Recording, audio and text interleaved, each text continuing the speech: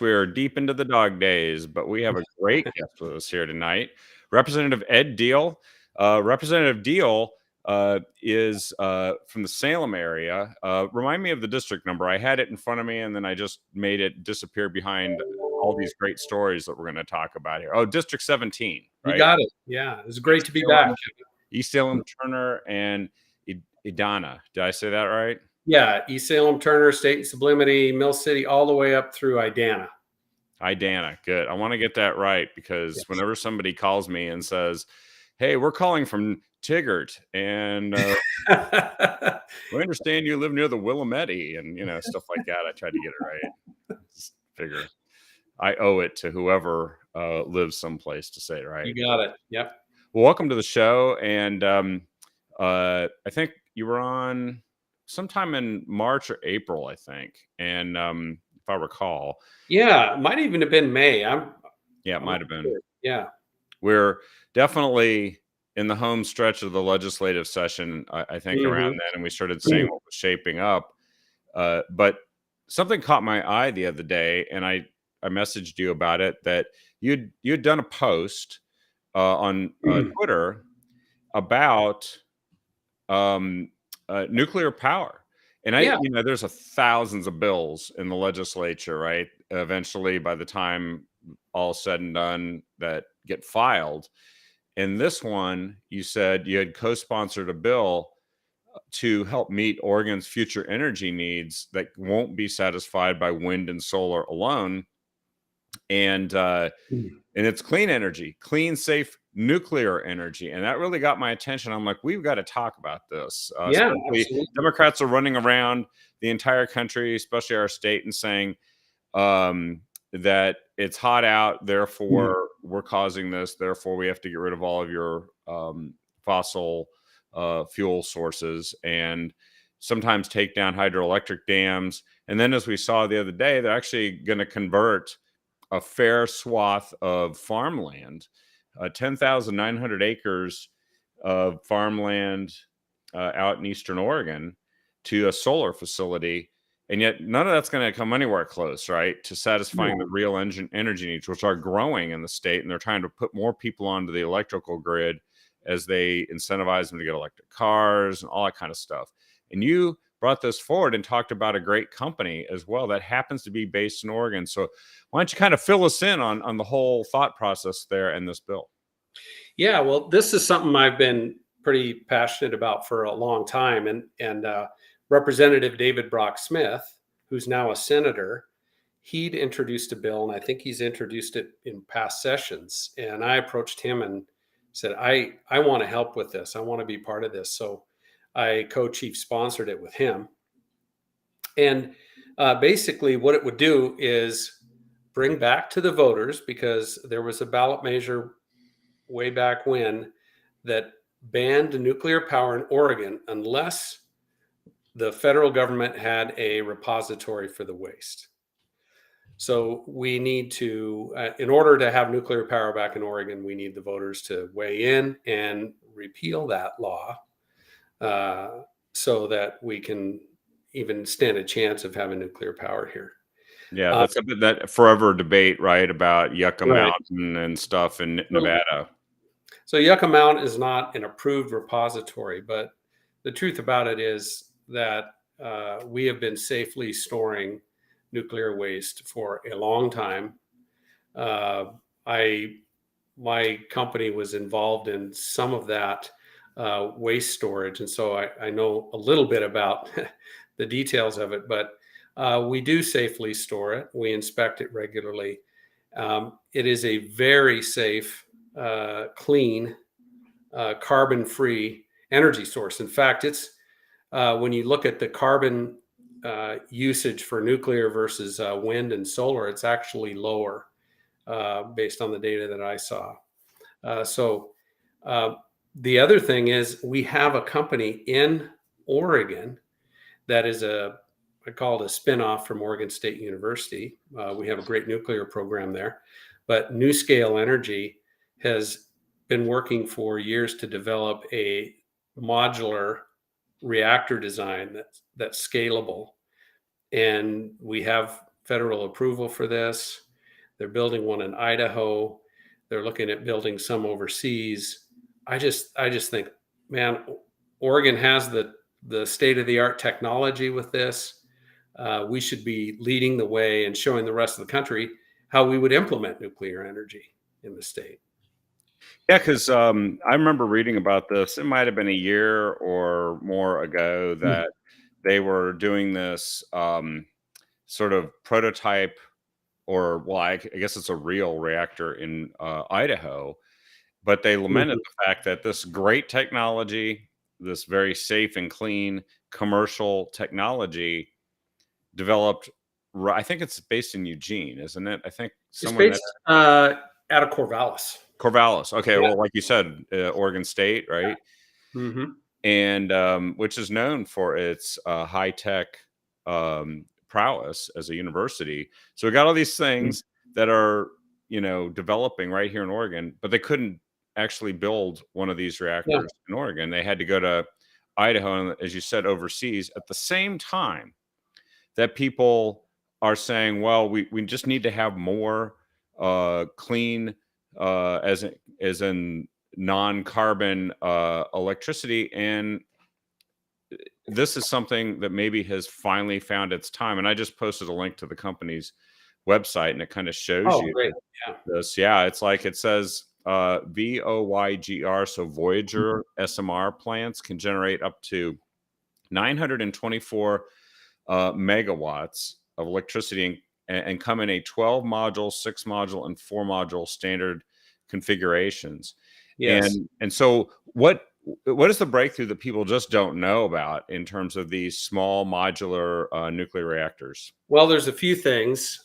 One is the designs are standardized. So instead of us building kind of a customized plant every time, what NuScale's done is have a standard design, and you can build multiple modules depending on the amount of power you want. So going through all that effort to get it approved. And the other thing is they have a completely fail-safe design. It is passively safe, meaning if it today, you've probably heard over in the Ukraine that everybody was worried about Zaporizhia.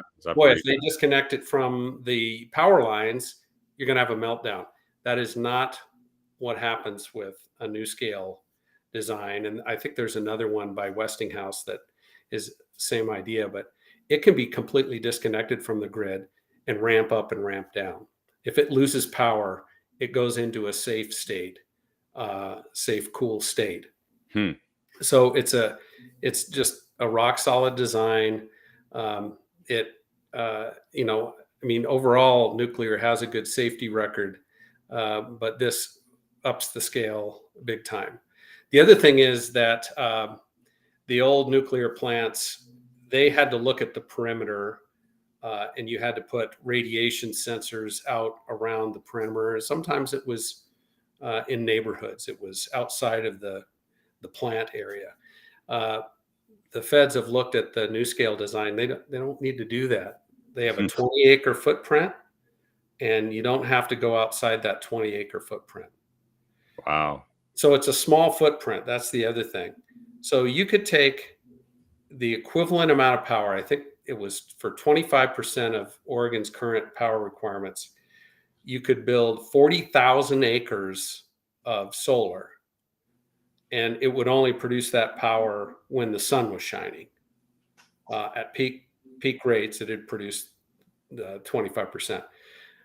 But you could do the same thing with 15 20-acre nuclear plants, so 300 acres, and it produces that power 24/7.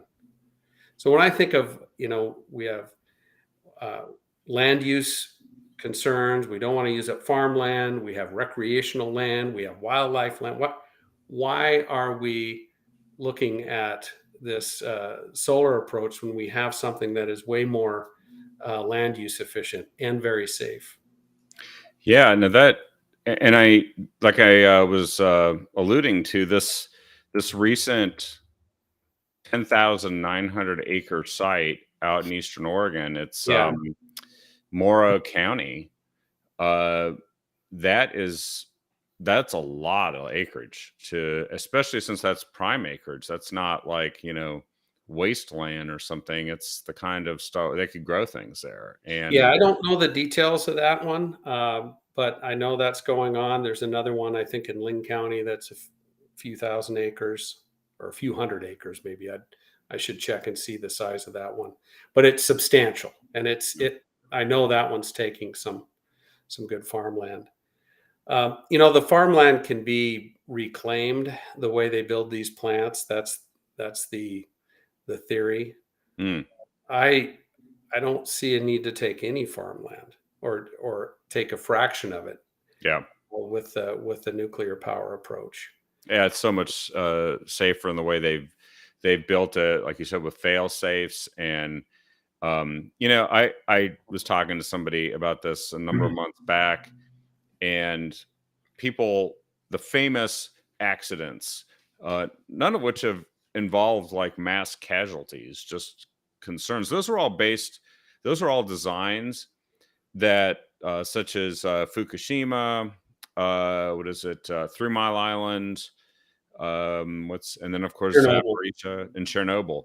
Yeah, Yeah. Um, in the best case scenario, those designs were 1950s and 60s designs, and it would be absurd if somebody said this about, say, a car built in 1957 that had severe problems, like, I don't know, like a Pinto or something, and you just can't yeah. drive cars because today they're not safe, because something happened with a 1957 design for a car. It's that different, isn't it? It is that different. And those designs had some risk factors. One, if you get disconnected from the grid, you have a problem. There were many opportunities where operator intervention was required, and operator decision making was required. And the new designs are much simpler, much more elegant. Um, and even though they're high tech, a lot of my background is in control systems. I did computer based controls for a living. These control systems for the fundamental safety factors of the reactors are about as basic as you can get, Hmm. because they don't want them complicated. They want them dirt simple.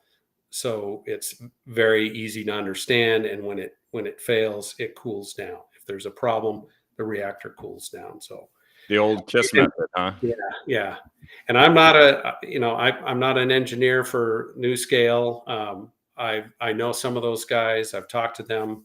If you really want to dive into it, I'm sure that they would be happy to talk to you in more detail about how their designs are set up. But um, it's a great technology, and I know Westinghouse is working on something, and I think Bill Gates has something as well. And the whole idea is these scalable modular uh, reactor designs. Yeah, the smart guys, the big money is starting to move in this direction. And I think one of the intentions of your bill is to make Oregon a place that, is like one of the origin points for this new revolution in, being able to produce electricity. So, and of course, we've got the increasing demand and the pressures on the existing grid, which I know that if everybody went out and got in a Tesla and started driving, there wouldn't be capacity even in the way neighborhoods are wired, uh, No, to support that. Not to mention the total amount of electricity that could be consumed. So I saw you put a link to an article that, uh, it was from July 29th, and it was, Elon Musk was talking about this. Is like, you really need to bring the time scale of projects in Mhm. sooner and have a high sense of urgency. My biggest concern is that there's insufficient urgency. I can't emphasize enough. We need more electricity. However much electricity you think you need, more than that is needed. Um, Pretty clear. There's a few factors. One, we definitely need more electricity. The other one is we're not going to get there with wind and solar. It doesn't pencil out. Math's not there. Like in Oregon, yeah, we can convert farmland to solar if that's what we want to do with our farmland. I would prefer not to. But we've really capitalized on the wind, land-based wind. So now they're looking at ocean-based wind power. And I think of the logistical challenges of putting these, it's basically an oil rig platform. Yeah. And they mount windmill on top. Windmill on top. Yeah. And then to me, the answer, it's just screaming. We have nuclear here. It's a much simpler. It's going to generate power when the wind's not blowing and the sun's not shining 24/7. Yep. We could build an off-grid nuclear plant and generate hydrogen, and we could use that for portable devices, power for portable devices. Yeah. Long transport trucks, for example. Hydrogen's way more practical than battery packs at this point. Yep. We could even have a desalination plant, a nuclear-powered desalination plant, completely disconnected from the grid, producing fresh power or fresh water to places that need it. California, Eastern Oregon. Klamath Basin. Yeah. Yeah, these things are possible. So I really, it's frustrating to hear that, we're going to have to suffer these brownouts or all these other things. That points to another issue: is we need to invest in our grid. I want low cost, reliable power. I want, when I plug something in, I want to know that it's going to turn on. Not just power for the elites, right? Who can afford the big price tags. Yeah. I don't want, we have people who lose power when there's a wildfire risk. That is a grid integrity issue that we need to be able to resolve. Yep. And I feel we're investing a lot of money in things that are green, when that money would be much better utilized in strengthening the integrity of our grid. We have this big push in Oregon to have zero emissions vehicles, only zero emission vehicles sold by 2035. Yeah. That is a huge ask for the consumers. And it's not going to make a single bit of difference in the global Earth temperature. Nothing. No. The cost to consumers for that is huge. Yeah, and that's just it. And so, I know Democrats always talk about being the party of the little guy, but I think you got them beat here because the little guy who can't afford all this stuff, the best way to cater to them is to make sure it is affordable in the first place and doesn't need some government subsidy and is efficient, kind of works on its own. And there are various components to that grid. I just posted an article here that one of the concerns about a lot of the wind power is that it tends to be in remote locations and they don't have transmission line capabilities to bring it to where it needs to go. So they can build all they want and they're just not going to have the ability to get it to where people live. And then of course, another one that I saw here, and this is all within the last few weeks. So this awareness is growing, isn't it? Northwest electricity demand to rise nearly 25% in the next decade. 20, I think probably more. Like Elon Musk said, whatever you think you need, you're going to need more than that. And he's right. Yeah. I saw in the feed here what happens to dead batteries from the EV. That reminds me of something too. The battery power, wind power. Everybody says, well, these are green solutions.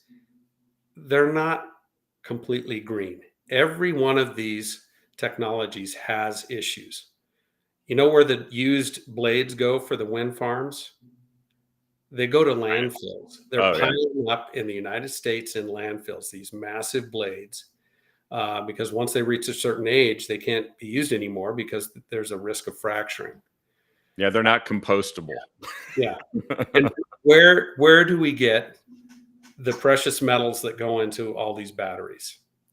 People's Republic of China, right?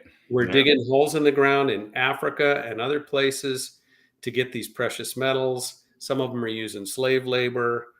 These are nasty, nasty places. These are not environmentally friendly or socially conscious technologies. But yet everybody says this is green, this is green, this is what we need to do.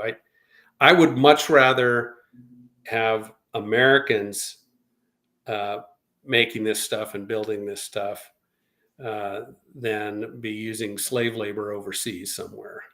Well, especially when we've got this center of excellence that is spawned out of Oregon State University. Yeah, You yeah, know, say, well, we need to have education so that we can develop the technology of the future. And then we develop the technology of the future. And then we say, well, you can't use it here in Oregon.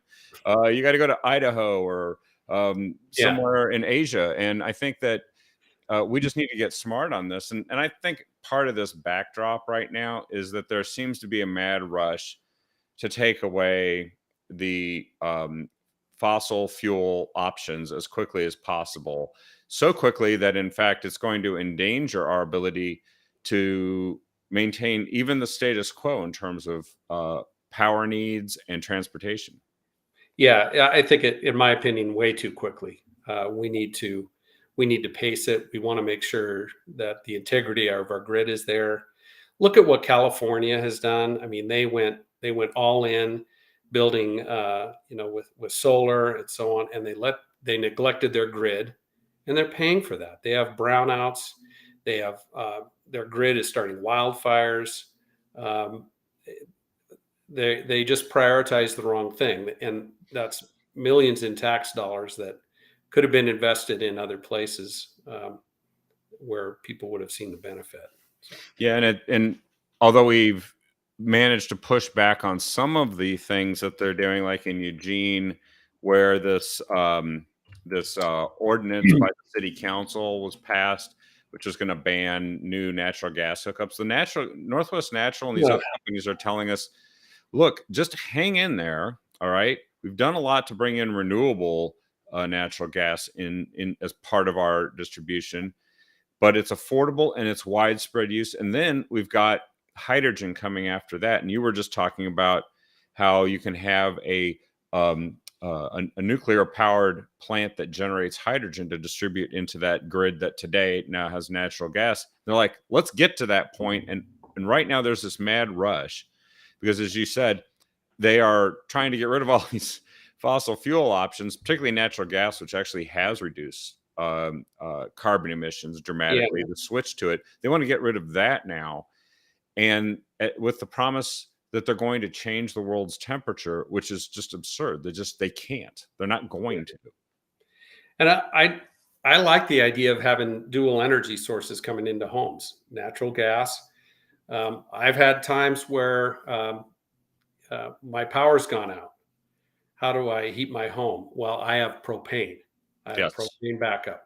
I live in the country. I don't have a natural gas hookup. right. But they're But coming for your I would propane want too, that. So right? I could run a generator that runs the basics of the furnace, but it's powered with natural gas or propane. Um, if I'm solely on electricity, and I and especially if we don't invest in our grid, then Yeah. we're going to have some real problems. Yeah, that prompted me to get a natural gas backup generator back in late Oh, yeah. 2021. And I figured it would be a couple times a year and maybe every once in a while if everything, if there was a really bad power outage time, it might be on for a number of days. Mhm. It has gone off 11 times since I got it in November of 21. Really? Oh, Yep. wow. And and sometimes it's a weather related, sometimes it's just wind blowing down trees and taking down power lines. But whatever it is, um like that's the epitome of making sure you have multiple energy sources, plus we can Yeah. still cook food and heat the house and heat water, and that's called civilization. And that's what you don't have if you don't have energy that you can rely Yeah. upon, and of course energy that you can afford. Now, here in Oregon, there was a bill, House Bill 3409, that people on the other side of the aisle gut and stuffed. It was supposed to study some aspect of climate change, and they did a 112-page amendment to it and stuck in the about 15 or 16 bills that had failed in committee and passed it, a version of that, at the last second. It got a little bit watered Yeah. down, which is fortunate, right? But still, that just shows that the clock is ticking. This is a great option. And by the way, I should tell everyone it was House Bill 2215, and it did get 2 public hearings. There was a motion to withdraw it from the Climate, Energy, and Environment Committee in order to get a floor vote on it. Was that the intention of that? Which bill are you talking about? The nuclear bill? The nuclear bill, yeah. Yeah. So there was, I think there was a motion to move it, and it did not move. I think it was largely on party lines. I've talked to some people, and on both sides of the aisle, there is bipartisan support for nuclear power. I don't know if the Oregon voters are quite ready yet. So I think there needs to be some education. And I think part of it, they need to see the math. They need to be shown, look, we have a goal. We want to decarbonize our power. We cannot get there. The math says we cannot get there on wind and solar alone. We need nuclear. And it's math. By the way, nuclear is, the technology's changed a lot. There's these different designs. So we kind of need the people to get up to speed so that when we do introduce this, we have a good likelihood that it'll pass. Well, and there's some hope. It's a national poll that was done, but a poll that I recently saw, and I just posted in the feed, most Americans favor more nuclear energy as the Biden administration continues to tout renewables. I think that the awareness level is increasing. The circumstances that happen in California certainly start to tip the scales in people's minds. Well, and there does seem to be, and there's another article here that I found about a nuclear energy renaissance that seems to be dawning, that could be a counterbalance to some of the things we feel like we have no control over that are being pushed on everyone from the federal level, whether it be by regulation and fiat or by legislation that happened to pass in the last session. Yeah. This is a way to counterbalance that and start to make sure that we don't end up with, like, an energy poverty situation. I agree. Even California, they had plans to phase out one of their nuclear power plants, and the governor decided he can't do that because he has he phases that out, and he's not going to be producing power when the sun's not shining. So he knows he needs that online.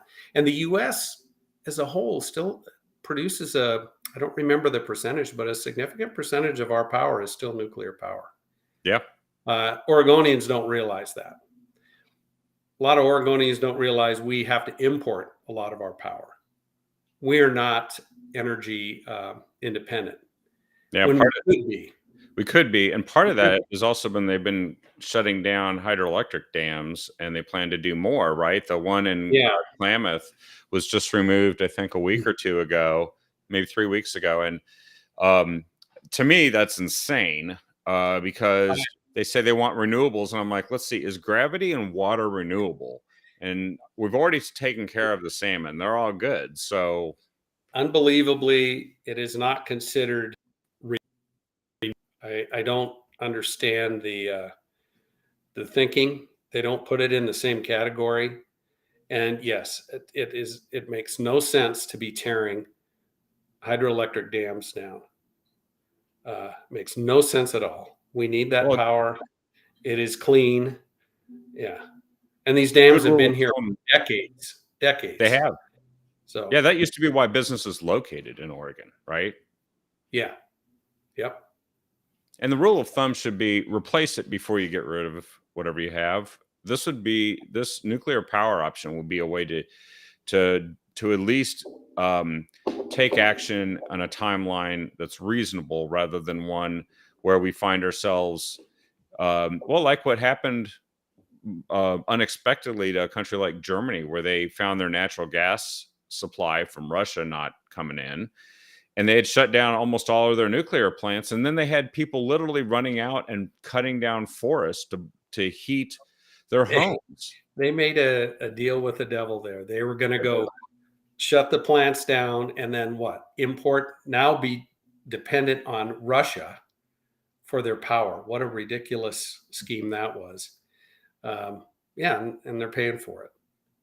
Yeah, and so we've gotten our warning, right? We could end up in a really bad situation, and one where businesses don't want to come here, and this could be totally the opposite.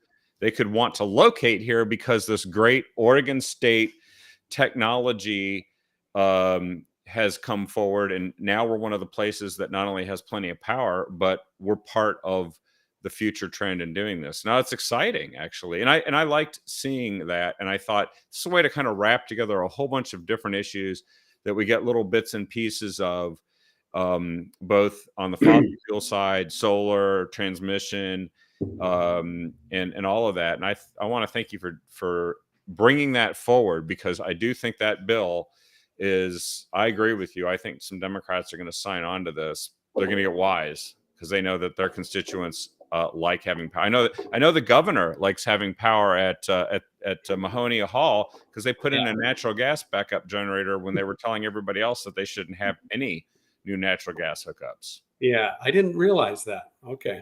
Yeah, that's a thing. That's a story from quite some months ago. Okay. Yeah, people want to stay warm in the winter.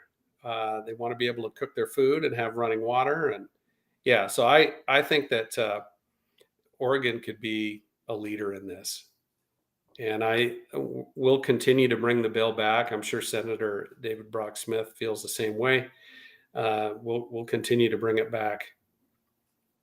Well, and I think there's some battles going on about making sure that they don't take away or prohibit gas stoves and other things. I mean, it's a thing. That's the silliest thing. Now I'm reading about that they're hazardous. Yeah, they're supposed to be are apparently killing people, and who knew?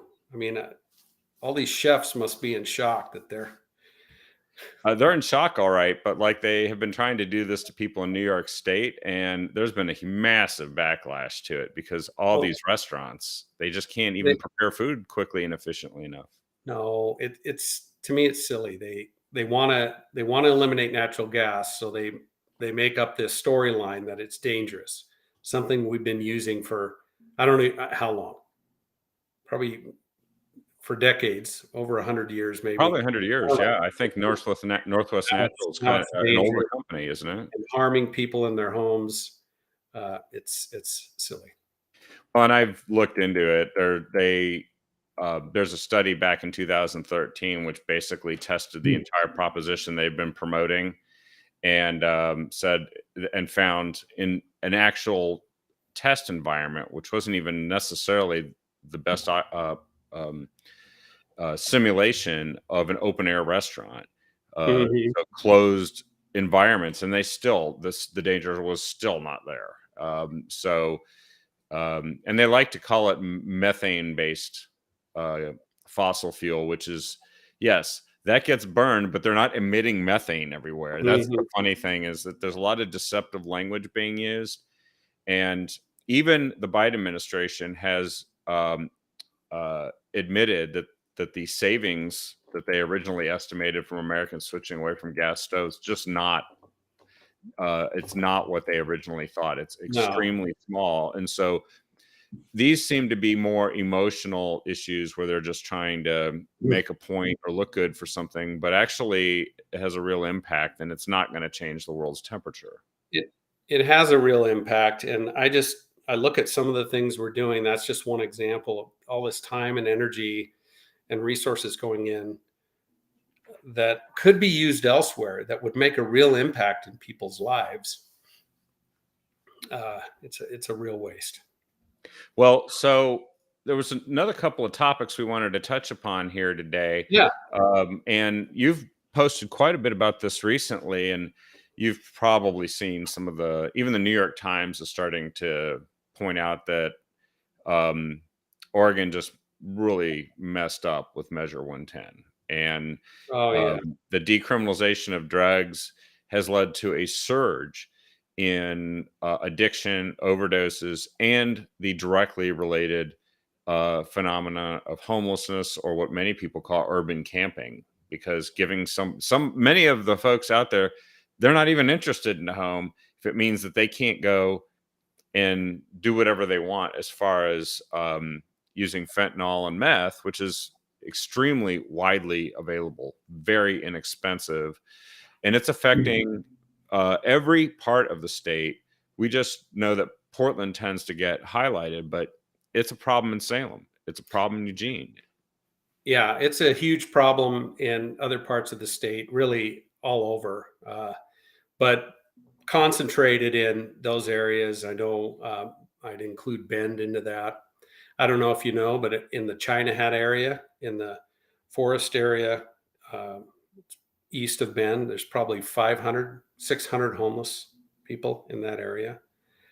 And they come here from other states. Yes. They come here from other states. And you're right that, like in Salem, there are empty beds at Union Gospel Mission and some of the other places that are considered moderate to high barrier, meaning there are some expectations if you're going to go and use that bed. Uh, you can't be using drugs in some cases, and they're not willing to give that up. Yeah. So the drug use was on the rise, or drug overdose deaths were on the rise before Measure 110, but then it is accelerated. It's skyrocketed. That's Yeah, right. and it is a mess. Well, And one of the articles I posted in the New York Times went into more detail on this, but yeah, we decriminalized it, but we didn't do anything to incentivize people to go get treatment. yeah. We just decriminalized it. So what do you expect to happen? It's a Disneyland for people that want, and I think other states probably have taken advantage of this, because I know that whenever you see these folks that go and interview and talk to the homeless that are obviously doing meth and fentanyl and are addicted, they go out and they talk to them, and nearly all of them are from another state now. And it seems like I remember seeing one that was from Montana, and they said, you have a choice. You can either go into treatment, or you can go to jail, or you can go to Portland. And they give you a bus ticket. And he's like, yeah, so I came here 5 or 6 months ago, and it's like story after story after story. And all we're doing is we're acquiring all of these folks from other states that just want to do drugs with no strings attached, and they get fed, they get food, and they also get handed tents in many places, and then that's it. It's just like enablement. We are enabling this issue, and I think folks, and I've talked to some recovered drug addicts on this. They're not in their right mind. The drugs are the drug is talking. The alcohol or the drug is talking. So when you go out and meet a homeless person and say, "Are you okay? Do you want to come? Do you want to come here?" No, I'm fine. That is not them. That is the drugs talking. Yep. And they need. And one of the articles I posted was a carrot and stick approach. There has to be a carrot and stick approach to this to compel some people to get treatment. And I've read these studies, and the modern thinking is no, these things don't work. But in reality, long term, even compelled long term, and I'm talking 12 to 18-month drug treatment programs, are effective. Yeah. Sure, there are some bad programs out there, but let's pick the good ones and implement those. But they are effective. I don't think it is acceptable to have a homeless, drug addicted person laying on the street, and you give them clean tinfoil and a straw and call it good. That is not compassionate. That is gross neglect. Yeah. And the example, if that was my mom laying on the street, I'd pick her up, and even if she was kicking and screaming, I would get her someplace where she could get treatment, because that is the right thing to do. Why aren't we doing that for other folks? So I think it is the compassionate thing to do, to go and say, look, we have programs here. You can go get treatment here. If you need mental health, we have a program here. We have temporary shelter for you, with some expectations for behavior, but you can't stay on the street. That, to me, is the compassionate thing to do. What we're doing now is neglectful. Yeah. And even worse, probably increasing the amount of people who are doing these things and continuing to do these things because they're just Yeah. not even encountering um, a compelling reason to go and stop. And it's been interesting because many of the interviews that I've seen over the recent weeks, including one that was done by a reporter with Willamette Week, Lucas Manfield. He said he was asked, because he spent months talking to people and understanding what the fentanyl trade looks like and what Yeah. is the new thing important. He said nearly all the people he talks to, a great percentage of them say they want to get off of this stuff, but they feel trapped and they can't. And what are we doing? We're handing them stuff to keep doing it. We have some of the outreach people will go out and provide free stuff, clean needles, this or that, but will not talk to them about getting treatment, because what do they say? It ruins the trust. Yeah, it stigmatizes them, and You're just going out there handing them free foil and quote unquote harm reduction things. You're just slowly killing them. yeah, We're slowly killing people. Now we have to change, I think, the way we approach outreach. I've seen how some other folks do that, and talked to a gentleman, Kevin Dahlgren, who yep, is much more proactive. And his philosophy is you have to be out there all the time, regularly. Yes, we need to have the resources where they can go, and we need to invest in that. But if you build that relationship and create that trust and let them know, look, I have these resources here. I'm not going to be bringing you sleeping bags. I'm not bringing you tents. I'm definitely not bringing you needles. But when they are ready to make the switch, you have a place for them to go. But it's not going to work if you just check in once, check a box, and then move on to the next and never visit that person again. that's right. And that's what's happening too often. Yeah, and I think we're also very focused on what seems like a latter stage. I think Kevin Dahlgren described it as step 8 or 9, which is like building a bunch of permanent housing. When people are lying in the street, if that was due to an earthquake, that was a natural disaster, we wouldn't say, "Hey, sorry that you've been your home is destroyed by the earthquake. Get back to us in 18 months when we'll have maybe some dwellings built for you." We'd treat it like we'd have an emergency. We'd actually be trying to help people immediately. We'd make sure that they whatever needs they had got met, but also that they got into a better situation as soon as possible, like a real disaster. Yeah. And what's gonna happen with those hundreds of millions of dollars that we're spending?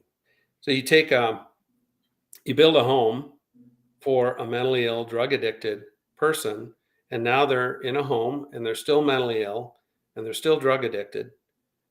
And there's going to be another one that takes their place on the street, because we're providing all these services for people who are not going to get help unless they have a bit of a push.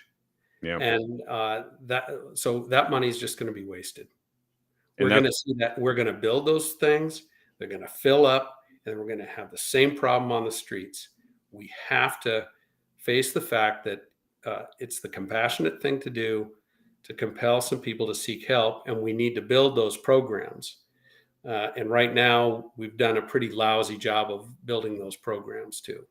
Yeah, because that was the big promise. That's what everybody read in Measure 110 in the ballot title, and boy, were they deceived. because The that's not Drug what happened. Addiction Treatment and Recovery Act, right?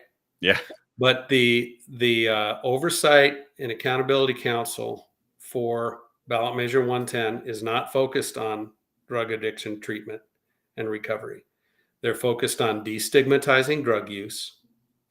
They're focused on harm reduction. They're focused on short-term drug treatment, like a detox center where you go in, get dry, and then you go right back to the same place you were The with open all air the drug bad. market you were living in. Yes. Yeah. They're not doing anything to put money toward long-term drug treatment. So it is, in my opinion, they have completely the wrong priorities. We're not going to fix anything. We're enabling, and we're building a society that is going to attract people who are already having issues. And here's a place where they can get resources and keep doing the antisocial bad habits that they've been doing. Yeah. Yeah. And And people are they're hearing the enormous sums of money. And in fact, one thing I think we wanted to touch upon is that Salem income tax. And if you read what it says yeah, it's for, it's supposed to fund homelessness services. And it's like, well, wasn't this the top priority of voters? And when I thought, well, the reason why it's the top priority of voters isn't just compassion for the homeless and the drug addicted, it's the crime wave it's unleashed in nearly every corner of the state. And if you, it's not compassionate to your constituents and my neighbors to have all this stuff happening right in front of them and next to them, as if the rights of somebody to go and do meth and fentanyl are more important than the rights of the rest of us to not have our cars broken into every week and have uh, people threatened as they walk down the street. There was a woman in Portland just a week and a half ago that had some homeless guy just came and threw a metal what do you call it? yeah. It was a thermos at her and hit her and just knocked her out. And there was a guy who helped make sure that nothing else happened to her. He had to chase that other guy off. This is people are tired of this, and they don't want to hear that billions are being spent to fail to solve the problem. Salem, and this one's, I have constituents in East Salem. Salem is spending $39-40 million a year on homeless. That's just in Salem. That's local taxes, some state and probably federal grants. But that is a tremendous amount of money for a population. The last count I saw, the point in time count, is probably low, 1,200 people. 1,200, yeah. You can literally make a bunch of them pretty wealthy just by giving them the money, which unfortunately they would use for drugs in many cases. So I really question: Are we doing the right things to reduce the problem, or are we just building an empire? Do these organizations have any desire to fix the problem and then go away and move on? I don't know, but it feels to me, and Kevin talks about this, the homeless industrial complex. Yeah. The services we're offering are not designed to eliminate the problem. They're designed to assist and enable people with the problem. Yeah, to perpetuate it so So that that industrial complex can last. It. And so Salem wants to raise more tax revenue so they can feed this problem more. They will make the problem bigger. Yeah. Yeah, it's ironic. Yeah. You'd have a tax increase because it looks like it's going to go to this important priority, which is going to pay money to make the problem bigger the way they've been trying to solve it, so that they come back and ask for more taxes later. That does sound like quite the scheme, but not one hatched within the Republican Party, I don't think. No. The Salem City Council was split 5-4. And some folks I know on the council were very vocal against this bill. And to go around the voters, boy, that takes a lot of gall. So and they aren't going to be able to, right? Because they turned in a ton of signatures. So this is going to get on the ballot. Lined up around the street to to pull into some of these places to sign that petition. So yeah, it's going to come to voters. I imagine it will die, and Salem's going to have a real challenge because they approved a budget that they can't fund. Yeah. So that I found that very interesting, that a city council would approve a budget without the revenue to pay for it. So I think I heard one of the city councilors described it when they voted for this bill. Well, we have to make the tough decisions. You know what the tough decision is? To figure out how you can meet your budget. That's the tough decision. Yeah. Where are you going to spend your money wisely? And can they look and say all these programs we're spending wisely on, are they really doing things to reduce the homeless challenge in the city? It doesn't feel like that. They're moving them around. But we're not fixing the problem. Well, there is one last thing I think we wanted to spend a couple of minutes on, which is, and you posted about this, and it's interesting because it's almost like these issues have a nexus between them, because you posted about the Oregon State Hospital, which is supposed to be, it's the state's only mental institution for adults. Although I think they've been pushing a lot of people into the hospital system and keeping them there when they have capacity. We have some other third-party mental health facilities. We do, but the state, this is the only one, this one in Salem and Junction City, the only ones the state owns. And they're for the hardest cases. Yeah, the most extreme is what you said here, which is usually they've been accused of a crime. They're incapable of aiding and assisting in their own defense. A smaller percentage are just there under civil commit orders.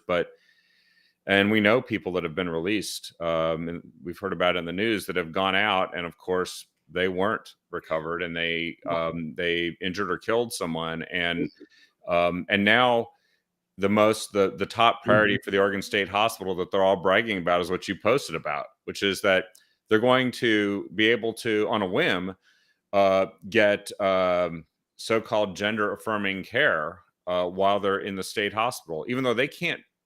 I don't know how they can consent to anything at all. Yeah, how can they give informed consent when they're not able to aid and assist in their own defense, when they're not able to take care of themselves? That's why they're in the hospital in the first place.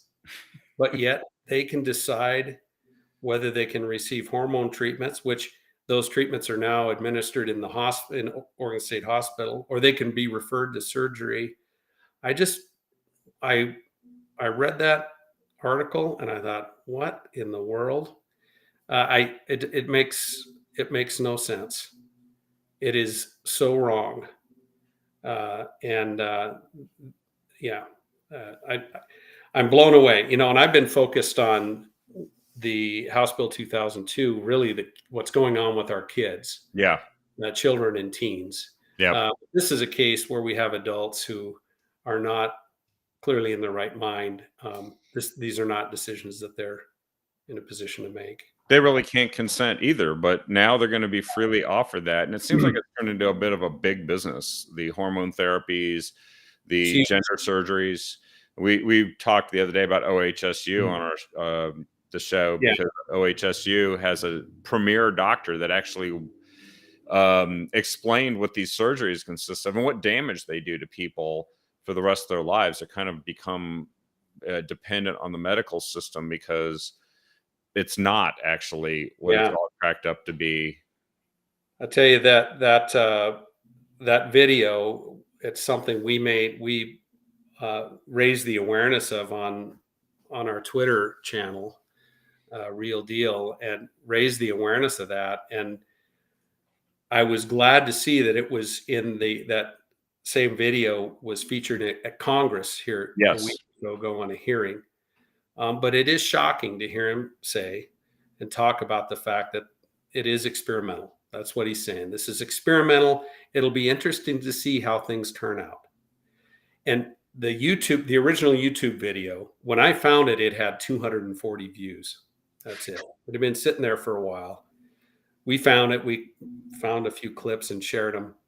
it's been pulled down, or it's Yeah. been restricted or hidden. Yeah, but Yeah. we have the whole recording. Some other folks made a whole recording of it as well. It's in the congressional record now, although the Yes. Democrats in that committee um, first objected to it, then said they want to see it. And then Yeah. after they spent 5 minutes watching it, they came back, continued to object to it, and then walked out of the committee. But by our razor thin majority in Congress, we're able to get it into the official Yeah. record. Yet YouTube doesn't want you to see it. Yeah. I feel the things are changing. There's a tsunami coming. There's realization now by a lot of people that we have not been following evidence-based practices with this. The Actual research, right? Which we actual do in Europe, research, right? reviews of evidence, the ones that Europe has looked at and said, we may be doing more harm than good to these children. Let's pull this stuff back into a research setting. So we're not going to be given puberty blockers and cross-sex hormones. And we're not going to be doing surgeries on minors unless it's in a research setting and closely controlled.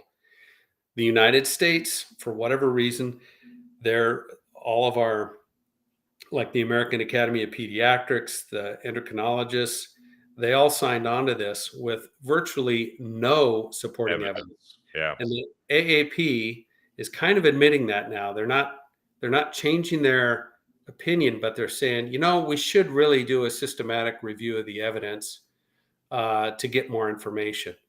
Well, yeah, aren't you supposed to do that before you start cutting children?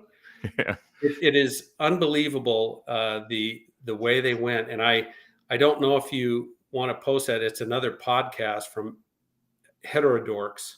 I did. I posted I did. Yeah, Julia Mason, she testified with us against House Bill 2002. She's an Oregon pediatrician. She's also a member of the Society for Evidence-Based Gender Medicine.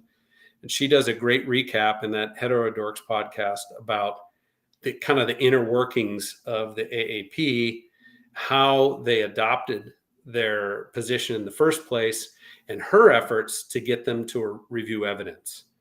So we can thank her for the tiny step that the AAP recently did. Yeah, there's this, and the realization's coming forward too, that they're starting to see that things are happening with kids that have had these surgeries. I posted this story from a hospital in Maine where an insider said that the kids that are receiving the hormone therapies are showing up in their ER, and many of them are suicidal. They are just mentally and out of control, hallucinations, verbal threats of violence, danger to themselves, cutting themselves. And this is the story. Like, if you do an evidence-based approach to this, you can't ignore this type of information. No, it's happening, and there's very little safeguards or gatekeeping going on. I talked to a nurse. She's retired now, but she told me a story that she'd experienced in a hospital or in a clinic where the parents came in with a child, and the parents and the doctor were asking the child if they were a boy or girl. Are you transgender? And obviously something was going on before the child came into the clinic. And the child's response was, I don't know. And they kept asking the child, well, are you or aren't you? Are you or aren't you? The doctor prescribed puberty blockers anyway. So explain that to me. This is not a child that has set, I mean, even if I don't think it should be given to children anyway. Right. But this child didn't come in and say they're transgender. They were confused. And the doctor gave him the prescription anyway. So it is clear, and the evidence that I've seen shows we're harming kids in this process. This is not good. Yeah, it feels like that we're experimenting on them, and maybe for ideological reasons, not scientific ones. And we shouldn't be experimenting on kids anyway. No. If some adults want to consent and volunteer to this, I guess that's their business. But even then, they should be gathering evidence and being perfectly transparent about it. This is a country where life-saving cancer drugs take years to go through clinical trials to get approval before they can be given to people. And sometimes there's like some emergency authorizations for that, but even that takes political pressure. And this is being done, permitted by people who simply come in and talk to someone. As I understand it, they can just go right into a hospital and say, I think I need this gender affirming care, and boom, that's it. Yeah. Unfortunately, that it is as simple as that in some cases. But I'm seeing more doctors speak up. I'm seeing psychiatrists speak up. I think that is what's going to happen is people in that profession have to be willing to speak up and say, look, the emperor has no clothes here. This is not based on evidence. We're harming people. Let's look at the evidence. And until we do, we have to change our practices. Yeah. And that's got to happen. Somebody in your feed asked what's going on with House Bill 2002. And sadly, House Bill 2002 passed with all the gender mandates. So, and all the doctor protections as well. Yeah. So we're going to be experimenting here in Oregon. And yes. I think the key thing is the truth shall set you free. We really got to make sure that this is done with some degree of transparency, however it can be done, because a public debate is essential to this. And thank you for your efforts in trying to draw attention to this. I know anybody wants to follow your Twitter feed, they really should, because you post really thoughtful things there, and they can kind of stay up to date on what's going on just by following your Twitter feed, as well as following the Captive Audience, because we talk about this pretty frequently. Oh yeah, for sure. So you've got a town hall coming up. I just wanted to make sure you mentioned that. If folks live in the vicinity of Stayton, is that correct? Yes, it's August 24th. It'll start at 5:30 at Snow Peak Brewery.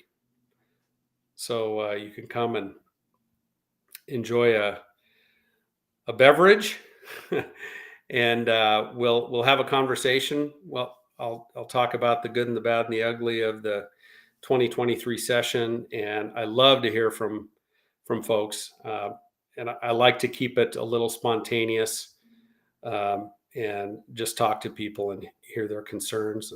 So, yeah. I want to thank you for coming on here tonight. And by the way, if folks want to get more information about you, so your Twitter feed is at @real_Ed Deal, real deal. And how can they also get more information and follow you, and maybe even support? Obviously, you've got a campaign every 2 years for the position. Oh yeah, that comes up, and you can go to my website for that, which is eddeal.com. And if you were interested in supporting my campaign, that would be unbelievable. So eddeal.com, and there's the opportunity to donate there. Well, you're a great and resolute voice for the principles that I think we all appreciate, and need a strong voice like yours speaking out, regardless of whether or not people want to tell you you're not allowed to say these things. And I thanks for saying that. And I want to make sure people know I'm talking about this here. I talk about this on the floor of the House. I talk about it in committee. It's not just something I say on the outside. And I sometimes feel like I'm a lone voice in there. I know a lot of other people are thinking it. They're just afraid to say it out loud. So I figured, well, I'm just going to say it. And if they don't want me there, they can vote me out. But the things need to be said. And these positions that the majority party in this state have need to be challenged. So, well, that's leadership, saying what other people are thinking. Yeah. So thank you for your leadership, and we look forward to hearing even more in the coming months. Keep us apprised, because if something starts to move, or if there's a way that many of us can start supporting things like this nuclear power bill, please let us know. We'll be happy to have you back Absolutely. on, and of course, we'll always pass along the information. Kevin, another thing I'd love to talk to you about, and the time will be coming here soon. I'm chief petitioner on 2 ballot measures for school choice Oh, great. that will implement education savings accounts. And there's a few different options that are 2 different approaches that are being looked at here. And I would love it if all of them made it on the ballot. I don't know if they will, but if it makes sense at some point, I'd love to talk to you about that. That would be great. I mean, that's a whole topic, and all this money we're Oh spending yeah, on homelessness isn't going to education. Some people need to be reminded of that, but it would be great if we could make sure that people could do what they want to do to make sure the kids get the best possible education in the state, like many other states have done. So, absolutely. Yep. well, thank you again, Representative Deal, for coming on. Always love having you, You bet, Kevin. Thanks. and we'll look forward to the next time we get to have you on and talk about these topics. Absolutely. All right. And thank you, everyone, for watching us here. We'll be back tomorrow night with another episode of The Captive Audience. Have a great night, everyone.